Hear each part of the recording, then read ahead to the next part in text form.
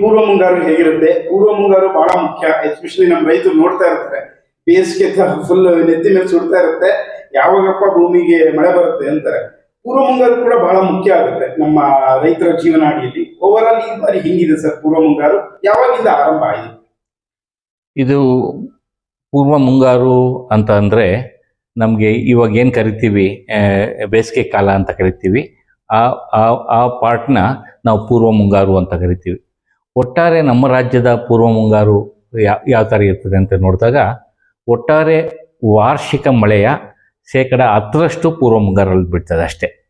ನಮಗೆ ವಾರ್ಷಿಕ ಮಳೆ 1150 ಮಿಲಿಮೀಟ್ರ್ ಇದ್ದರೆ ಕೇವಲ 10% ನಮಗೆ ಸುಮಾರು 160-165 ಮಿಲಿಮೀಟ್ರು ಪೂರ್ವ ಮುಂಗಾರು ಬೀಳ್ತದೆ. ಬೇರೆ ಬೇರೆ ಭಾಗದಲ್ಲಿ ಬೇರೆ ಬೇರೆ ಥರ ಇರ್ತದೆ ಒಟ್ಟಾರೆ ನೋಡಿದಾಗ. ಅಂದರೆ ಒಟ್ಟಾರೆ ನಮ್ಮ ರಾಜ್ಯದಲ್ಲಿ ವಾರ್ಷಿಕ ಮಳೆಯ 10% ಪೂರ್ವ ಮುಂಗಾರಲ್ಲಿ ಬೀಳ್ತದೆ.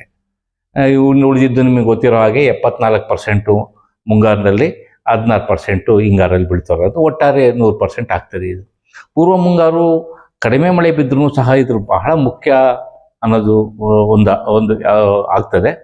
ಈ ವರ್ಷದ ಪೂರ್ವ ಮುಂಗಾರು ನೋಡಿದಾಗ ನಮಗೆ ಈಗಾಗಲೇ ನಾನು ಹೇಳಿದೆ 10% ಬೀಳ್ತದೆ ಅಂತ ಹೇಳಿದೆ. ಈ ವರ್ಷದ ಮುಂಗಾರು ವಾಡಿಕೆಯಷ್ಟು ನಮಗೆ ಏನು ಮುನ್ಸೂಚನೆ ಬಂದಿದೆ ಅದು ನೋಡಿದಾಗ ಬಹಳಷ್ಟು ಕಡೆ ವಾಡಿಕೆಯಷ್ಟು ಮಳೆ ಆಗುವ ಸಾಧ್ಯತೆ ಇರ್ತದೆ. ಅಫ್ಕೋರ್ಸ್ ಮಾರ್ಚಲ್ಲಿ ಅಲ್ಲೆಲ್ಲಿ ಕೆಲವು ಕಡೆ ಸ್ಪೆಲ್ಸು ಆಗಿದೆ. ಅದು ಈ ಜನರಲ್ಲಿ ವಾಡಿಕೆ ಮಳೆ ತಗೊಂಡಾಗ ನಮಗೆ ಕೇವಲ 8-9 ಮಿಲಿಮೀಟ್ರು ವಾಡಿಕೆ ತಿಂಗಳ ಸರಾಸರಿ ನೋಡಿದಾಗ ನಮ್ಮ ರಾಜ್ಯದ ಕೇವಲ 8-10 ಮಿಲಿಮೀಟ್ರ್ ಒಳಗೆ ಇರೋದ್ರಿಂದ ಹೆಚ್ಚು ಮಳೆ ಬೀಳುವ ಸಾಧ್ಯತೆಗಳು ಕಡಿಮೆ ಇರ್ತದೆ ಮಾರ್ಚಲ್ಲಿ ನಮ್ಮಲ್ಲಿ. ಮಳೆ ಬಿದ್ದರೂ ಇದು ಆಮೇಲೆ ಏಪ್ರಿಲ್ ಮಳೆ ನೋಡಿದಾಗ ಸುಮಾರು 36-40 ಮಿಲಿಮೀಟ್ರ್ ಮಳೆ ಬೀಳುವಂಥದ್ದು. ಆಮೇಲೆ ಸುಮಾರು 80 ಮಿಲಿಮೀಟ್ರು ಅದಾದಮೇಲೆ ಮೇಲ್ ಬೀಳ್ತದೆ. ನಮಗೆ ಹೆಚ್ಚಿಗೆ ಮಳೆ ಬೀಳೋದು ಮೇ ತಿಂಗಳಲ್ಲಿ. ಮುಂಗಾರು ಪೂರ್ವದಲ್ಲಿ ನೋಡಿದಾಗ ಮೇ ತಿಂಗಳಲ್ಲಿ ಹೆಚ್ಚಿನ ಮಳೆ ಬರೋ ಸಾಧ್ಯತೆಗಳು ಜಾಸ್ತಿ ಇರ್ತದೆ. ಕೆಲವು ಭಾಗದಲ್ಲಿ ಜೂನ್ ಅಷ್ಟೇ ಮೇ ತಿಂಗಳಲ್ಲೂ ಬರೋದನ್ನ ನೋಡ್ತೀವಿ. ಇದು ಸಾಮಾನ್ಯವಾಗಿ ಎಷ್ಟಿರ್ತದೆ ಅನ್ನೋದು ಹೇಳಿದಾಗ, ಈ ವರ್ಷದ ನೋಡಿದಾಗ ಒಟ್ಟಾರೆ ಈಗ ಬಂದಿರತಕ್ಕಂಥ ಮುನ್ಸೂಚನೆ ವಾಡಿಕೆಯಷ್ಟು ಮಳೆ ಆಗುವ ಸಾಧ್ಯತೆ ಮಾರ್ಚ್ ಏಪ್ರಿಲ್ ಮೇ ತಿಂಗಳ ಒಟ್ಟಾರೆ ನೋಡಿದಾಗೂ ವಾಡಿಕೆಯಷ್ಟು ಬೀಳುತ್ತೆ ಅನ್ನೋದು ಒಂದಿದೆ. ಮಾರ್ಚ್ ತಿಂಗಳಲ್ಲೂ ಸಹ ವಾಡಿಕೆಯಷ್ಟು ಅಂದರೆ ಕೇವಲ 8 ಮಿಲಿಮೀಟ್ರ್. ಎಲ್ಲಾದರೂ ಒಂದು ಕಡೆ ಹೆಚ್ಚು ಮಳೆ ಆದರೆ ಒಂದು 20-30 ಮಿಲಿಮೀಟ್ರ್ ಆದರೆ ವಾಡಿಕೆ ಸರಿ ತೂಗ್ಬಿಡಿಸ್ತದೆ ಅದು. ಇದು ಮುನ್ಸೂಚನೆ ನೋಡಿದ್ರೆ ನಾನು ಈಗಾಗಲೇ ಹೇಳಿದಾಗೆ ವಾಡಿಕೆಯಷ್ಟು ಈ ವರ್ಷದ ಮಾರ್ಚ್ ಏಪ್ರಿಲ್ ಮೇ ತಿಂಗಳಲ್ಲಿ ಮುಂಗಾರು ಪೂರ್ವದಲ್ಲಿ ಬೀಳುವಂಥ ಸಾಧ್ಯತೆಗಳು ಜಾಸ್ತಿ ಇದೆ. ಇದು ಅಫ್ಕೋರ್ಸ್ ಇದು ಭಾಳ ಮುಖ್ಯ ಆಗ್ತದೆ ನಮಗೆ. ಯಾಕಂದರೆ ಇದರಲ್ಲಿ ರೈತರಿಗೆ ನಾವು ಬಿತ್ತನೆ ಅಥವಾ ಪೂರ್ವ ಸಿದ್ಧತೆಗಳಂತ ಕರಿತೀವಲ್ಲ, ಬಿತ್ತನೆಗೆ ಬೇಕಾದಂಥ ಪೂರ್ವ ಸಿದ್ಧತೆಗಳನ್ನು ಏಪ್ರಿಲಿಂದ, ಯಾವಾಗ ಮಳೆ ನಮಗೆ ಜನರಲಿ ನಮಗೆ ಯುಗಾದಿ ಆದ ತಕ್ಷಣದಿಂದನೇ ನಮ್ಮದು ನಮ್ಮ ಸೀಸನ್ ಮುಂಗಾರು ಶುರುವಾಗುತ್ತೆ ಕೆಲವು ಕಡೆ.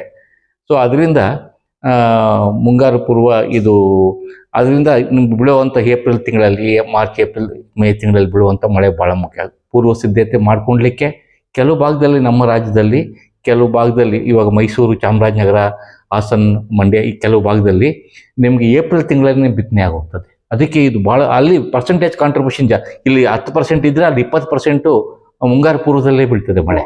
ಹೌದು, ಕೆಲವು ಕಡೆ 25%, 30% ಬೀಳೋ ಸಾಧ್ಯತೆಗಳು ಇರ್ತದೆ. ಅದರಿಂದ ಆ ಭಾಗದಲ್ಲಿ ನಮಗೆ ಏಪ್ರಿಲ್ ಮೇ ತಿಂಗಳೆಲ್ಲ ಮಳೆ ಸಹ ಭಾಳ ಮುಖ್ಯವಾಗ್ತದೆ ನಮ್ಮ ಚಾಮರಾಜನಗರ, ಮೈಸೂರು ಈ ಭಾಗದಲ್ಲಿ. ಅದು ಬಿಟ್ಟರೆ ನಮಗೆ ಈ ಕಡೆ ನಮಗೆ ನಾರ್ತ್ ಕರ್ನಾಟಕ, ಇಂಟೀರಿಯರ್ ಕರ್ನಾಟಕದಲ್ಲಿ ಮತ್ತು ಈ ಕಡೆ ಭಾಗದಲ್ಲೆಲ್ಲ ನಮಗೆ ಮುಂಗಾರು ಸ್ವಲ್ಪ ಕೆಲವು ಬಿತ್ತನೆ ಅಂದರೆ ಅರ್ಲಿ ಸೀಸನ್ ಕ್ರಾಪ್ಸ್ ಅಂತೀವಿ ನಾವು, ಹೆಸರು, ಉದ್ದು ಇಂಥವೆಲ್ಲ ನಮಗೆ ಒಳ್ಳೆ ಮಳೆ ಬಂದುಬಿಟ್ರೆ ಮೇ ತಿಂಗಳನ್ನೇ ಬಿತ್ತನೆ ಆಗ್ತದೆ. ಮೇ ತಿಂಗಳಲ್ಲಿ ಬಿತ್ತನೆ ಆದರೂ 2 ತಿಂಗಳಲ್ಲೇ ಕ್ರಾಪ್ ಬಂದುಬಿಡ್ತದೆ. ಅದಕ್ಕೆ ತೊಗೊಂಡು ನೆಕ್ಸ್ಟ್ ಕ್ರಾಪ್ಗೆ ಹೋಗ್ತಾರೆ, ಅಂದರೆ ನೆಕ್ಸ್ಟ್ ಒಂದು ಕ್ರಾಪ್ಗೆ ಹೋಗ್ತಾರೆ. ಸೊ ಅದರಿಂದ ಮುಂಗಾರು ಪೂರ್ವದಲ್ಲಿ ಬೀಳುವಂಥ ಮಳೆ ಭಾಳ ಮುಖ್ಯ ಆಗ್ತದೆ. ಪ್ಲಸ್ ಇನ್ನೊಂದು ಮುಖ್ಯವಾಗಿ ನಾವು ಏನು ಡ್ಯಾಮ್ಗಳಿಗೆ ನೀರು ಹರಿಯೋದೇನಿರ್ತದೆ ಅಥವಾ ಕೆರೆಗಳಿಗೆ ನೀರು ಹರಿಯೋದೇನಾಗಿರ್ತದೆ, ಇವೆಲ್ಲ ಮುಂಗಾರು ಕೆಲವು ಟೈಮಲ್ಲಿ ಪ್ರೀ ಮಾನ್ಸೂನಲ್ಲಿ ಹರಿದಿದ್ರೂ ಸಹ ಮುಂದೆ ಜೂನ್ ತಿಂಗಳಲ್ಲಿ ಬಿದ್ದಂಥ ಮಳೆಯ ಹರಿಲಿಕ್ಕೆ ಇದು ಪ್ರೇರಣೆ ಆಗ್ತದೆ, ಭಾಳ ಮುಖ್ಯ ಆಗ್ತದೆ. ಯಾಕೆ ಸ್ಯಾಚುರೇಷನ್ ಅಂತ ಕರಿತೀವಿ. ಒಳ್ಳೆ ಮುಂಗಾರು ಪೂರ್ವದಲ್ಲಿ ಒಳ್ಳೆ ಮಳೆ ಆಯಿತು ಅಂದರೆ ನಮಗೆ ಎಲ್ಲ ಕಂಪ್ಲೀಟ್ ಸ್ಯಾಚುರೇಷನ್ ಆಗಿ ಕೆಲವು ಫ್ಲೋಸ್ನು ಜನ್ರೇಟ್ ಆಗೋಕ್ಕೆ ಶುರುವಾಗ್ಬಿಟ್ರೆ ಜೂನ್ ತಿಂಗಳಲ್ಲಿ ಬಂದಂಥ ಮಳೆ ನಮಗೆ ಡ್ಯಾಮ್ಗೆ ನೀರು ತಂದುಬಿಡ್ತದೆ. ನಿಮಗೆ ಕಳೆದ ವರ್ಷದ್ದು ಎಲ್ಲರೂ ಕೆಲವರು ಜ್ಞಾಪಕ ಇರ್ಬೋದು, 24ರಲ್ಲಿ ಅಲ್ಲ 25ರಲ್ಲಿ ಮುಂಗಾರು ಪೂರ್ವದಲ್ಲೇ ನಮ್ಗೆ ಅರ್ಧ ಡ್ಯಾಮ್ಗಳು ತುಂಬೋಗಿತ್ತು. ಭಾಳ ಮುಖ್ಯ ಅದು.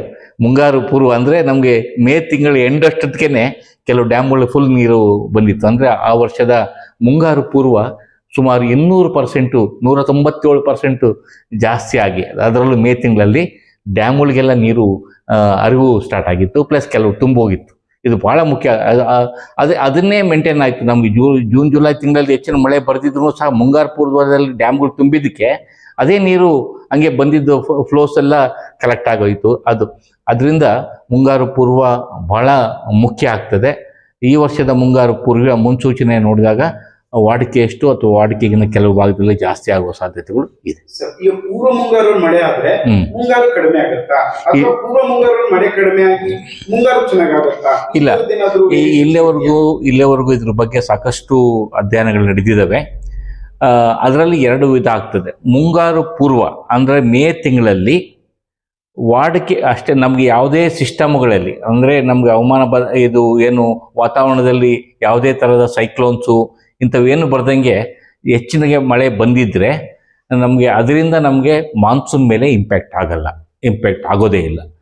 ನಿಮಗೆ ಯಾವಾಗ ಸೈಕ್ಲೋನ್ಸು ಅಂತ ಮುಂಗಾರು ಸೆಟ್ಟಿನ್ ಆಗೋ ಟೈಮಲ್ಲಿ ಸೈಕ್ಲೋನ್ಸ್ ಎಲ್ಲ ಬಂದು ಸೈಕ್ಲೋನ್ಸಿಂದ ಏನಾಗ್ತದೆ, ಮುಂಗಾರಿಗೆ ಏನು ನಮಗೆ ಅಲ್ಲಿ ವಾತಾವರಣದಲ್ಲಿ ಏನೇನು ಬದಲಾವಣೆ ಆಗಬೇಕು, ಮುಂಗಾರಿಗೆ ಸಮುದ್ರಗಳಲ್ಲಿ ನಮಗೆ ಬಂಗಾಳ ಕೊಲ್ಲಿಯಲ್ಲಿ ಆಗಿರ್ಬೋದು, ಅರಬ್ಬಿ ಸಮುದ್ರದಲ್ಲಿ ಇಂಥ ಕಡೆ ಏನಾಗಿರ್ತದೆ ಅದನ್ನು ಇಂಪ್ಯಾಕ್ಟ್ ಆದಾಗ ಅದ್ರ ಮೇಲೆ ಪರಿಣಾಮ ಬೀರಿದ್ರೆ ಮಾತ್ರ ಸ್ವಲ್ಪ ಮುಂಗಾರಿಗೆ ಇನಿಷಿಯಲ್ ಬರೋ ಎಸ್ಪೆಷಲಿ ಜೂನ್ ತಿಂಗಳಲ್ಲಿ ಸ್ಟಾರ್ಟ್ ಆಗಬೇಕಲ್ಲ, ಅದ್ರ ಮೇಲೆ ಇಂಪ್ಯಾಕ್ಟ್ ಆಗ್ತದೆ ಹೊರತು ನಿಮಗೆ ಪೂರ್ವ ಮುಂಗಾರಲ್ಲಿ ಹೆಚ್ಚಿನ ಮಳೆ ಬಿದ್ದರೆ ಮುಂಗಾರಿಗೆ ಇಂಪ್ಯಾಕ್ಟ್ ಆಗ್ತದೆ ಅನ್ನೋದಕ್ಕೆ ಯಾವುದೇ ಅಧ್ಯಯನ ತೋರಿಸ್ತಾ ಇಲ್ಲ.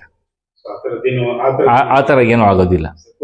ಎಸ್ಪೆಷಲಿ ಪೂರ್ವ ಮುಂಗಾರಲ್ಲಿ ನೀವು ಈ ಹಿಂದೆ ಕೂಡ ಸಾಕಷ್ಟು ಬಾರಿ ಹೇಳಿದ್ವಿ ಎಚ್ಚರಿಕೆಯಿಂದ ಇರಬೇಕು ಅಂತ. ಯಾಕೆಂದ್ರೆ ಲೈಟ್ನಿಂಗ್, ಗುಡುಗು, ಸಿಡ್ಲು. ಹೌದು. ಸೊ ಅದ್ರ ಬಗ್ಗೆ ಒಂದು ಅವೇರ್ನೆಸ್.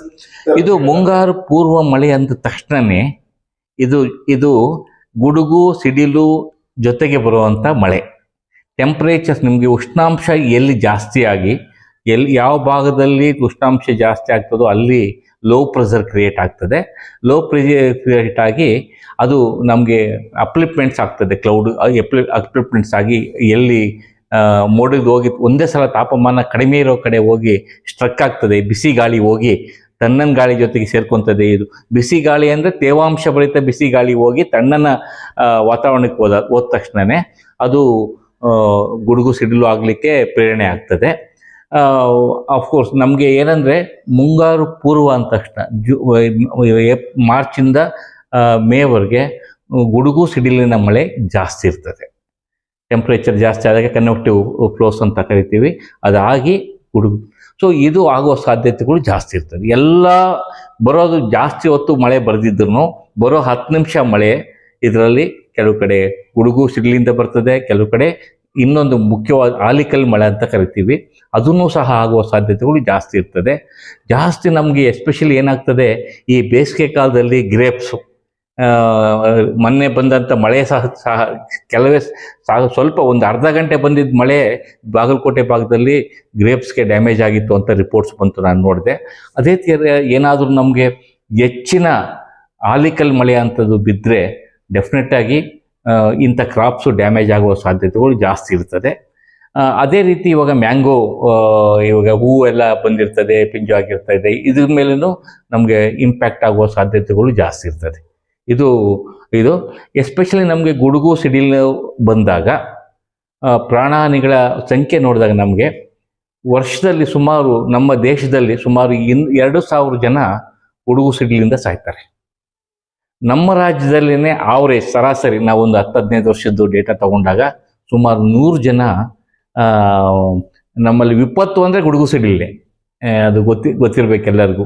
ಯಾಕಂದರೆ ಬೇರೆ ವಿಪತ್ತುಗಳಿಂದ ಸಾಯೋರ ಸಂಖ್ಯೆ ಕಡಿಮೆ ಇದ್ರೂ ಸಹ ಗುಡುಗು ಸಿಡಿಲಿನಿಂದ ಸಾಯೋರ ಸಂಖ್ಯೆ ಜಾಸ್ತಿ ಇರ್ತದೆ ನಮ್ಮ ಇದರಲ್ಲಿ. ಅದರಲ್ಲೂ ಮುಖ್ಯವಾಗಿ ಸಾಯೋ ಇವರು ಜನಸಂಖ್ಯೆಯಲ್ಲಿ ಯಾವ ಥರ ಯಾವ ವರ್ಗಕ್ಕೆ ಸೇರಿದ ಜನಗಳು ಸಾಯ್ತಾರೆ ಅಂತ ನೋಡಿದಾಗ ಜಾಸ್ತಿ ಜನ ಸಾಯೋರು ಈ ನಮಗೆ ರೈತರು ಅಥವಾ ಕುರಿಗಾಯಿಗಳು ಜಾಸ್ತಿ ಜನ ಸಾಯ್ತಾರೆ. ಯಾಕಂದರೆ ಅವರು ಓಪನ್ ಸ್ಪೇಸಲ್ಲಿ ಇರ್ತಾರೆ.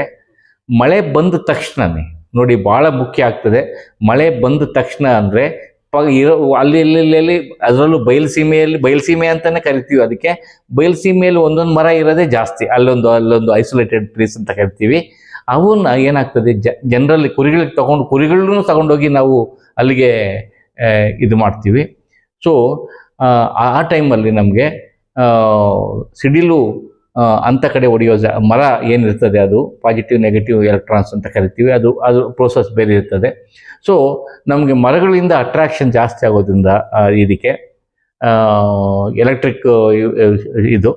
ಸೊ ಅಲ್ಲಿ ನಮಗೆ ಜಾಸ್ತಿ ಸಿಡಿಲು ಹೊಡೆಯೋ ಸಾಧ್ಯತೆಗಳು ಜಾಸ್ತಿ ಇರ್ತದೆ ಮರಕ್ಕೆ. ಸೊ ಆ ಮರದ ಕೊಡ್ದಿರ ಆಟೋಮೆಟಿಕ್ಕಾಗಿ ನಿಮಗೆ ಈ ಕುರಿಗಳು ಮತ್ತು ನಾವು ಯಾರು ನಿಂತಿರ್ತೀವೋ ಅವರು ಜೀವಹಾನಿ ಆಗೋ ಸಾಧ್ಯತೆಗಳು ಜಾಸ್ತಿ ಇರ್ತದೆ. ಭಾಳ ಮುಖ್ಯ ಇದು. ಸಿಡಿಲು ಈ ನಮ್ಮ ರಾಜ್ಯದಲ್ಲಿ ವಿಪತ್ತು ಅಂತಲೇ ಘೋಷಣೆ ಆಗಿರ್ತದೆ. ಸೊ ಇದರಿಂದ ಸಾವು ನೋವನ್ನು ತಪ್ಪಿಸ್ಲೇಬೇಕಾಗ್ತದೆ. ಸಾವು ನೋವುಗಳು ತಪ್ಪಿಸೋದು ಭಾಳ ಈಸಿ. ಸಿಡಿಲು ಅಂದ ತಕ್ಷಣ ನೀವು ಮುಂಗಾರು ಪೂರ್ವದಲ್ಲಿ ಎಲ್ಲಾದರೂ ಮಳೆ ಬರುವ ಸೂಚನೆ ಕಂಡು ಬಂದ ತಕ್ಷಣವೇ ನೀವು ಆದಷ್ಟು ಪರ್ಮನೆಂಟ್ ಶೆಲ್ಟರ್ಸ್ಗೆ ಹೋಗ್ಬಿಡಿ. ಇನ್ನು ಅರ್ಧ ಗಂಟೆ ಮೊದಲೇ ಹೋದ್ರೂ ಪರವಾಗಿಲ್ಲ, ದೂರ ಇದ್ರೂ ಬೇಗನೆ ಹೋಗ್ಬಿಟ್ಟು ನಿಂತ್ಕೊಳ್ಳಿ. ಇನ್ನು ಹೋಗೋಕ್ಕಾಗಲೇ ಇಲ್ಲ, ನಾವು ಅಲ್ಲೇ ಇದ್ದೀವಿ ಅಂದರೆ ಓಪನ್ ಗ್ರೌಂಡಲ್ಲಿ ಎಲ್ಲಿ ಬೇಡ, ಬೈಲಲ್ಲಿ ಹೋಗ್ಬಿಟ್ಟು ನೀವು ಕುಕ್ಕುಗಾಲು ಹಾಕ್ಕೊಂಡು ಹಿಂಗೆ ಕೂತ್ಬಿಟ್ರೆ ನಿಮಗೆ ಆದಷ್ಟು ಬಾಡಿ ಸ್ಟ್ರಕ್ಚರ್ ಕಡಿಮೆ ಮಾಡಬೇಕು. ಮಾಡಿ ಕೂತ್ಕೊಂಡ್ಬಿಟ್ರೆ ನಿಮಗೆ ಸ್ವಲ್ಪ ಸಿಡಿಲು ಹೊಡೆಯುವ ಸಾಧ್ಯತೆಗಳು ಕಡಿಮೆ ಇರ್ತದೆ. ಇದು ಭಾಳ ಮುಖ್ಯ ಆಗ್ತದೆ. ಇದಕ್ಕೂ ಸಹ ಸಾಕಷ್ಟು ಮುನ್ಸೂಚನೆಗಳು ಬಂದಿದ್ದಾವೆ. ನಮ್ಮ ರಾಜ್ಯದ ಏನು ಸಂಸ್ಥೆ ಇದೆ, ವಿಪತ್ತು ನಿರ್ವಹಣಾ ಸಂಸ್ಥೆಯಿಂದನೂ ಸಾಕಷ್ಟು ಮುನ್ಸೂಚನೆ ಕೊಡ್ತಾರೆ. ಅದ್ರ ಬಗ್ಗೆನೂ ಗಮನ ಹರಿಸ್ಬೇಕು ನೀವು. ಈಗಾಗಲೇ ಎಲ್ಲ ಮೊಬೈಲ್ಗಳಿಗೂ ಒಂದು ಕ್ಯಾಪ್ ಅಂತ ಒಂದು ಡೆವಲಪ್ ಆಗಿರೋದ್ರಿಂದ, ಕಾಮನ್ ಅಲರ್ಟಿಂಗ್ ಪ್ರೋಟೋಕಾಲ್ ಅಂತ ಬಂದಿರೋದ್ರಿಂದ ಗುಡುಗು ಯಾವಾಗ ಶುರುವಾಗ್ತದೆ ಅದ್ರ ಬಗ್ಗೆ ನಿಮಗೆ ಅದಕ್ಕಿಂತ ಮೊದಲೇ ಸೆನ್ಸರ್ಸ್ ಹಾಕಿ ನಾವು ಮಾನಿಟರ್ ಮಾಡ್ತಿರೋದ್ರಿಂದ ಕಾಲು ಗಂಟೆಯಿಂದ 20 ನಿಮಿಷ ಮೊದಲೇ ಯಾವ್ಯಾವ ಕಡೆ ಗುಡುಗು ಬರ್ಬೋದು ಅನ್ನೋದು ಸೂಚನೆಯನ್ನು ಕೊಡ್ತದೆ.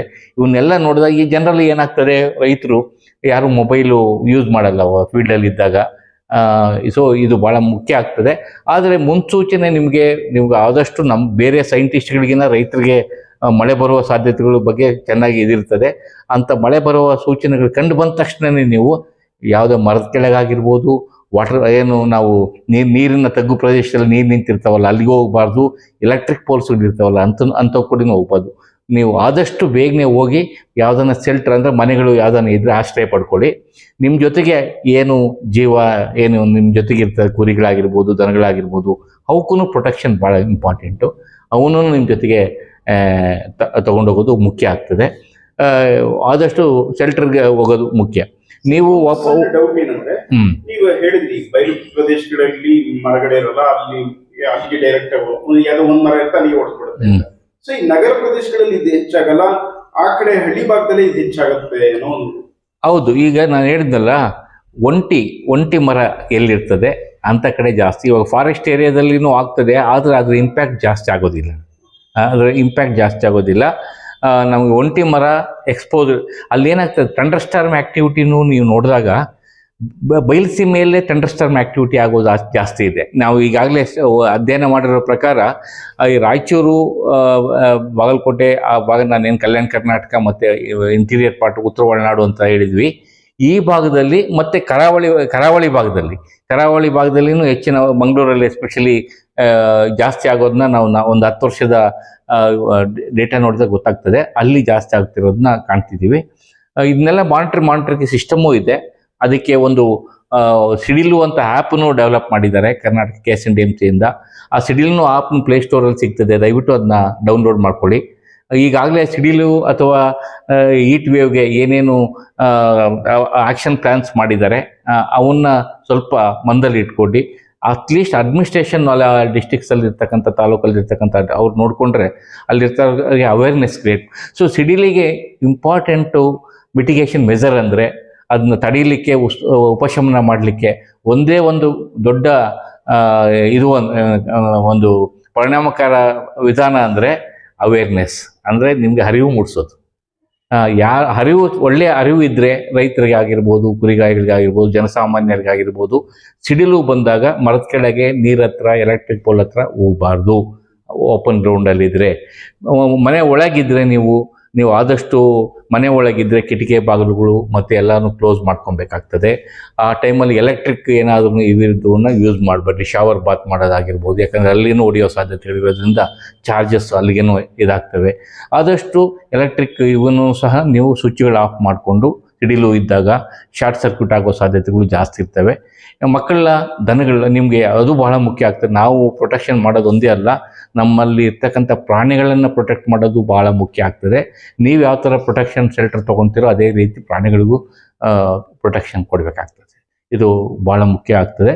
ಅಫ್ಕೋರ್ಸ್ ನಾವು ಈಗ ಗ್ರೇಪ್ಸ್ ಬೆಳೆಯೋರಿಗೆ ಅವ್ರಿಗೆಲ್ಲ ಪ್ರೊಟೆಕ್ಷನ್ ಅಂದರೆ ಈಗಾಗಲೇ ಅವರು ಕೆಲವು ಕಡೆ ನೆಟ್ಗಳೆಲ್ಲ ಹಾಕಿ ಆಲೆಕಲ್ಲು ಮಳೆ ಬಂದರೆ ಏನು ಇಂಪ್ಯಾಕ್ಟ್ ಆಗ್ತದೆ ಕೆಲವರು ಮಾಡಿದ್ದಾರೆ. ಬಟ್ ಅವರು ಸಹ ಸಾಕಷ್ಟು ಮುನ್ಸೂಚನೆ ಬಗ್ಗೆ ಗಮನ ಹರಿಸ್ಬೇಕಾಗ್ತದೆ. ಯಾವ ಟೈಮಲ್ಲಿ ಮುನ್ಸೂಚನೆ ಬರ್ತದೆ, ಏನು ಪ್ರೊಟೆಕ್ಟ್ ಮಾಡಬೇಕು ಅನ್ನೋದನ್ನ ಮಾಡ್ತಾರೆ. ನೀವು ಆದಷ್ಟು ಮನೆ ಒಳಗಿದ್ದು ಈ ಗುಡುಗು ಸಿಡಿಲು ಬರುವಂಥ ಸಾಧ್ಯತೆ ಇದ್ದಾಗ ಮನೆಯಿಂದ ಹೊರಗಡೆ ಹೋಗೋದು ಭಾಳ ಡೇಂಜರ್. ಮಕ್ಕಳೇನಾಗಿರ್ಬೋದು, ಹೆಣ್ಮಕ್ಳು ಯಾರನ್ನೂ ಸಹ ಮನೆಯಿಂದ ಹೊರಗಡೆ ಹೋಗೋದಕ್ಕೆ ಅಂಥ ಟೈಮಲ್ಲಿ ಸ್ವಲ್ಪ ನೀವು ಅದೇನು ಭಾಳ ಹೊತ್ತಿರಲ್ಲ, ಒಂದು ಅರ್ಧ ಗಂಟೆ 1 ಗಂಟೆ ಮ್ಯಾಕ್ಸಿಮಮ್ ಇರ್ತದೆ. ಪ್ರೊಟೆಕ್ಟಿವ್ ತೊಗೊಳೋದು ಭಾಳ ಮುಖ್ಯ ಆಗ್ತದೆ. ಒಟ್ಟಾರೆ ಸಮುದಾಯಕ್ಕೆ ಅರಿವು ಮೂಡಿಸೋದೇನಿದೆ ಅದು ಭಾಳ ಮುಖ್ಯ. ನಾವು ಅದರಿಂದ ಇಂಪ್ಯಾಕ್ಟ್ ಕಡಿಮೆ ಮಾಡಬೇಕು ಅನ್ಬೇಕು. ಡಿಸಾಸ್ಟರ್ ರಿಸ್ಕ್ ರಿಡಕ್ಷನ್ ಅಂತ ಏನು ಕರಿತೀವಿ, ಅದಕ್ಕೆ ಅರಿವು ಮೂಡಿಸುವ ಕಾರ್ಯಕ್ರಮಗಳು ಆಗಬೇಕು. ಒಟ್ಟಾರೆ ಪೂರ್ವ ಮುಂಗಾರು ಚೆನ್ನಾಗಾಗುತ್ತೆ ಅಂತ ಹೇಳ್ತಾ ಇದ್ದೀವಿ. ಒಟ್ಟಾರೆ ಈಗಿನ ಮುನ್ಸೂಚನೆ, ಭಾರತೀಯ ಹವಾಮಾನ ಇಲಾಖೆ ಮುನ್ಸೂಚನೆ ಪ್ರಕಾರ ನೋಡಿದಾಗ ಪೂರ್ವ ಮುಂಗಾರು ವಾಡಿಕೆ ಎಷ್ಟಾಗುವ ಸಾಧ್ಯತೆಗಳು ಜಾಸ್ತಿ ಇದೆ. ಸರ್, ಮುಂಗಾರು ಬಗ್ಗೆ ಇನ್ನೂ ನಮಗೆ ಭಾರತೀಯ ಹವಾಮಾನ ಇಲಾಖೆ ಏಪ್ರಿಲ್ 15ಕ್ಕೆ ಅಥವಾ ಇದು ಬರ್ತದೆ. ಅದಕ್ಕಿಂತ ಮೊದಲು ಇರೋ ಫ್ಯಾಕ್ಟರ್ಸ್, ಬೇರೆ ಫ್ಯಾಕ್ಟರ್ಸ್ನ ಬರ್ತಿರೋ ರಿಸರ್ಚ್ ಪೇಪರ್ಸ್ಗಳು ಅವೆಲ್ಲ ನೋಡಿದಾಗ ಎಲ್ಲಿನೋ ಆಗೋ ಸಾಧ್ಯತೆಗಳು ಜುಲೈಯಿಂದ ಆದ ನಂತರ ಎಲ್ಲಿನೋ ಆಗೋ ಸಾಧ್ಯತೆ ಇರೋದ್ರಿಂದ ಜನರಲಿ ಎಲ್ಲಿನೋ ಪೀರಿಯಡ್ ಆದಾಗ ಮುಂಗಾರು ಮೇಲೆ ಇಂಪ್ಯಾಕ್ಟ್ ಆಗೋದನ್ನ ಕಾಣ್ತಾ ಇದ್ದೀವಿ ನಾವು ಯಾವ ವರ್ಷನೂ. ಅದೇ ರೀತಿ ಮುಂಗಾರು ಮುಂದಿನ ದಿನ ಅಂದರೆ ಜುಲೈ ಆದಮೇಲೆ ಮುಂಗಾರಿನ ಮೇಲೆ ಇಂಪ್ಯಾಕ್ಟ್ ಆಗೋ ಸಾಧ್ಯತೆ ಇದೆ. ಈಗಲೇ ಹೇಳಲಿಕ್ಕಾಗೋದಿಲ್ಲ. ಸ್ವಲ್ಪ ವೆಯ್ಟ್ ಮಾಡಿ, ಇನ್ನು ಏಪ್ರಿಲ್ ತಿಂಗಳಲ್ಲಿ ಬರುವಂಥ ಒಂದು ಮುನ್ಸೂಚನೆ ಆಗಿರ್ಬೋದು, ಅಥವಾ ಮೇ ತಿಂಗಳಲ್ಲಿ ಇನ್ನೂ ಪರ್ಫೆಕ್ಟ್ ಮುನ್ಸೂಚನೆ ಬರ್ತದೆ. ಅದು ನೋಡಿಕೊಂಡು ನಾವು ಅಪ್ಡೇಟ್ ಮಾಡ್ಬೋದು. Thank you. ಧನ್ಯವಾದ.